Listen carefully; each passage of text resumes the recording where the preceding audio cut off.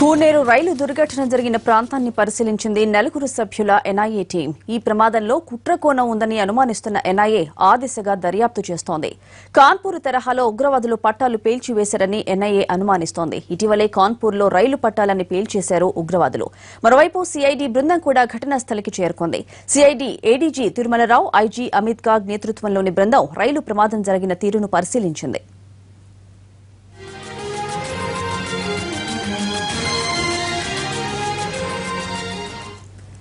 విజయనగరం జిల్లా కూనేరు దగ్గర జరిగిన రైలు ప్రమాదంలో కుట్రకోణంపై ఎన్ఐఏ దర్యాప్తు మొదలుపెట్టింది. కూనేరు చేరుకున్న ఎన్ఐఏ బృందం ప్రమాద స్థలాన్ని పరిశీలిస్తోంది. పూర్తి వివరాలు మా కరెస్పాండెంట్ కోటేశ్వరరావు అందిస్తారు. కోటి, ఎన్ఐఏ బృందం దర్యాప్తు వివరాలేంటి? బృందం సుమారు గంట క్రితం వచ్చిన దగ్గర నుంచి కూడాను ప్రమాదం జరిగిన ఘటన ప్రాంతాన్ని అనువున పరిశీలిస్తున్నారు. నలుగురు అధికారుల బృందంతో వచ్చిన ఎన్ఐఏ టీం మొత్తం అక్కడ రైల్వే స్టేషన్ మాస్టర్తో పాటు ఇక్కడ ఉన్నటువంటి ట్రాక్ మెన్లని అట్లానే ప్రమాదం జరిగిన ఘటనా స్థలాన్ని కూడా పరిశీలించారు. ఇంకా వాళ్ళు ట్రాక్ పైన పరిశీలిస్తున్న సందర్భం అయితే ఉంది. అసలు ఎలా జరిగింది ఏంటి అనే దానిపైన ఫస్ట్ ఎక్కడ ట్రాక్ తప్పిన దగ్గర ఏమైనా ఇరిగిపోయిన సూచనలు ఉన్నాయా, లేకపోతే అదేమైనా కట్ చేసినట్లుగా ఉందన్న దగ్గర నుంచి స్టార్ట్ అయింది. తర్వాత పట్టాలు తప్పింది, అట్లనే రైలు పడిపోయిన తర్వాత బోగీల్లో ఏమైనా ఎట్లాంటి పరిస్థితి ఉంది, వీటికి సంబంధించి అన్ని కోణాల్లో కూడా వాళ్ళు దర్యాప్తు చేస్తున్నారు. ఎన్ఐఏ టీం అయితే ముమ్మరంగా ఏర్పాటు చేస్తుందని చెప్పుకోవచ్చు. అప్పటికే ఎన్ఐఏ టీం వచ్చేటప్పటికే సిఐడి బృందం ఒకటి ఏడీజీ ద్వారకా తిరుమలరావు ఆధ్వర్యంలో సిఐడి బృందం ఇక్కడ రైల్వే ట్రాక్ పైనే వాళ్ళు కూడా ప్రమాద స్థలాన్ని పరిశీలిస్తూ ఉన్నారు.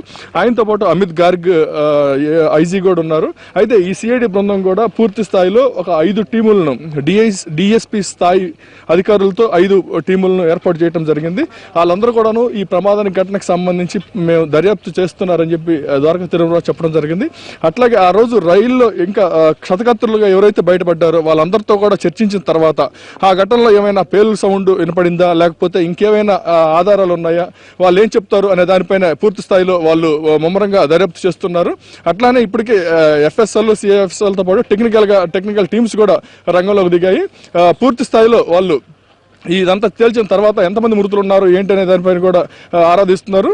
అయితే ఇప్పటివరకు అయితే ఈరోజు 2 డెడ్ బాడీలు బయటకు వచ్చినాయి. మళ్ళీ ఆ బయటకు వచ్చిన డెడ్ బాడీలతోటి మొత్తం మృతుల సంఖ్య 41కి చేరింది. అయితే కూనేరు జరిగిన ఘటన పైన అయితే మొత్తం ఎన్ఐఏతో పాటు జిఆర్పి పోలీస్కి సంబంధించిన డీజీ కూడా మరి కాసేపట్లో రానున్నారు. మొత్తం 4 టీంలు ఎన్ఐ, సిఐడి అట్లనే జిఆర్పితో పాటు ఇక్కడ లోకల్ ఉన్న రెవెన్యూ బృందం కూడా పూర్తి స్థాయిలో ఎంక్వైరీ చేస్తున్నారు. ఈ 4 బృందాలు కూడా సమన్వయంతో పనిచేసి దేనికి సంబంధించి దానికి ఒకరికొకరు కోఆపరేట్ చేసుకొని దీనికి సంబంధించిన మొత్తం కూడా బయటికి చెప్పే పరిస్థితి కనిపిస్తుంది. ద్వారకా తిరుమలరావు మాట్లాడుతూ స్పష్టంగా ఇది విధ్వంసమా లేకపోతే ప్రమాదమా అనేది ఇప్పుడే స్పష్టంగా చెప్పలేము అని కొట్టిపారేయలేము.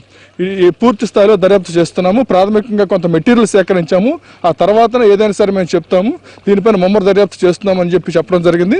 అయితే మృతులు ఏ ప్రాంతం వారు, ఎక్కడికెక్కడికి వెళ్తున్నారు ఏంటి, వారికి సంబంధించి బంధువులు ఉన్నారా అనే కోణంలో కూడా వాళ్ళు చేస్తున్నారు. అయితే రైలుకు సంబంధించి అయితే ఉదయం వరకు కూడాను ఈ ట్రాక్ రిపేర్ చేయడం జరిగింది. ఇప్పుడు ఈ రోజు పూర్తి స్థాయిలో రైలు రాకపోకలు పునరుద్ధరించారు. రైలు కూడాను సజావుగానే ఎటువంటి అంతరాయం లేకుండా సాగుతున్నాయి. అయితే ఇప్పటివరకే సహాయ చర్యలన్నీ క్లోజ్ అయిపోయిన తర్వాత ఇక దర్యాప్తు విషయంపై దృష్టి సారించారు.